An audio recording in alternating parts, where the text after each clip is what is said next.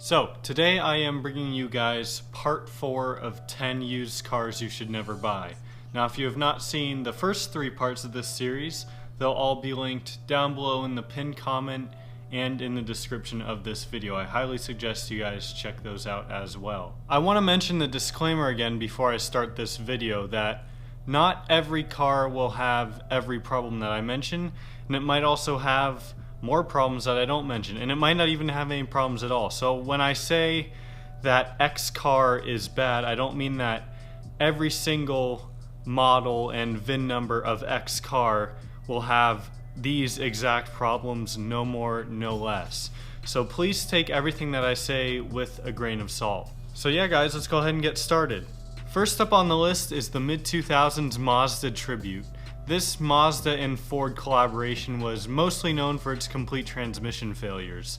This car shared many other failing components with the Ford Escape from this time period, which I discuss more in depth on part 3 of this series.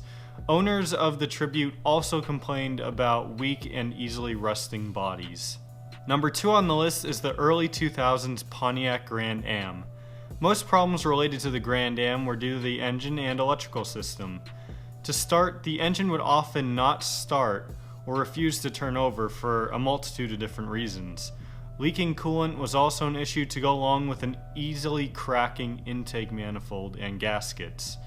The most noticeable electrical problem was related to the anti-theft system, which often prevented owners from even getting into their cars.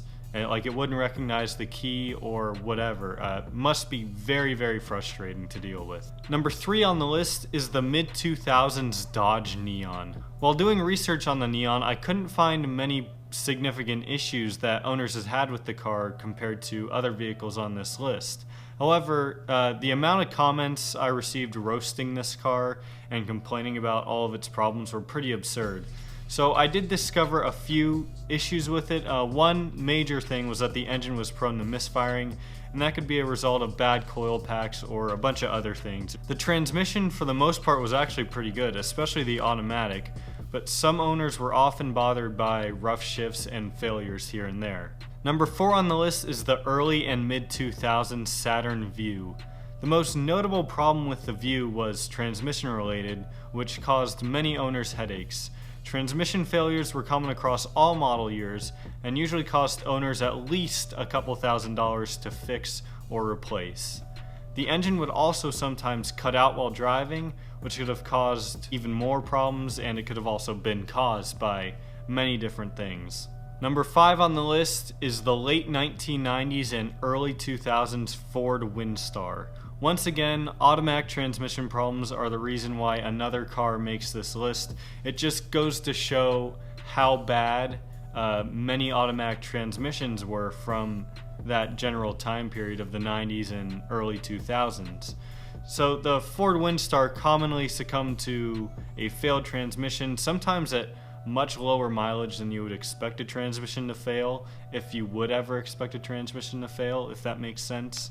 The transmission fluid also leaked everywhere, and the overdrive function was problematic as well. Another problem the Windstar had was the rear axle would often fail, and that could be due to a multitude of different things, and clearly was a nagging problem for owners. Number 6 on the list is the mid-2000s Pontiac G6.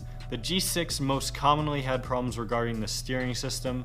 For example, power steering malfunctions were all too common. The steering would also make strange noises while turning the wheel, which was most likely related to the power steering. People also complained of some minor electrical issues, and small engine problems were normal as well. But mostly everything that had to do with the G6 was steering related.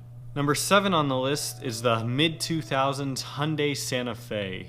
The most popular complaint of the Santa Fe was quite strange, and owners often had to deal with a faulty fuel gauge. So this might seem like it's something that is insignificant, but it actually can be pretty serious. Regardless of the amount of fuel in the tank, the gauge would read empty or full, or it might just be stuck at some random reading like half a tank or what. The engine and transmission were solid for the most part, but another issue with the Santa Fe and a lot of other cars from this time period were poor quality parts and For example, like there's really bad quality plastic, buttons would break and stuff like that, and that was just another downfall of the Santa Fe. Number 8 on the list is the mid-2000s Isuzu Rodeo.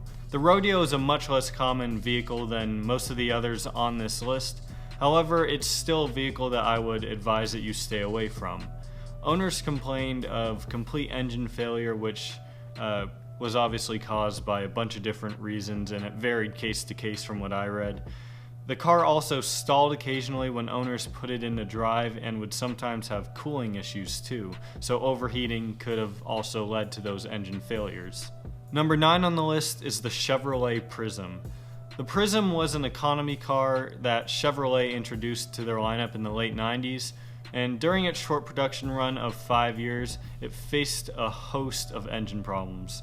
The most common of these problems was excessive oil consumption. Quality is also poor and is exactly what you'd expect from a GM car from this time period, which is sort of ironic considering I drive a GM Saab that's basically from that same time period. The Prizm may seem attractive at first glance due to its low asking price, but I would advise you to stay away from it and pick up something else in the similar price range. Number 10 on the list is the early 2000s Dodge Intrepid. In the first 3 videos of this series, I mentioned a handful of Chrysler products that featured the 2.7 liter V6 abomination, and the Dodge Intrepid is yet another vehicle that received this bad engine. As one site put it, if someone offers to sell you a 2.7 liter V6 model, it's only worth the price of the scrap metal it's going to shortly turn into. So to go over some of the engine issues it had again, oil sludge, engine knocking, complete failure. That's just a couple of the many problems with this engine. And as if that wasn't enough to drive you away from this car, there were a ton of electrical problems as well. So there it is, guys, 10 used cars you should never buy, part 4. I hope you guys enjoyed this 4th video. If you'd like me to make another one, leave more suggestions down below in the comments. And let me know if you've owned any of these cars that I talked about in this video, and if you have more additions to the list like I said. So with that being said, that's going to end this video, guys. Thank you so much for watching, and I'll see you next time.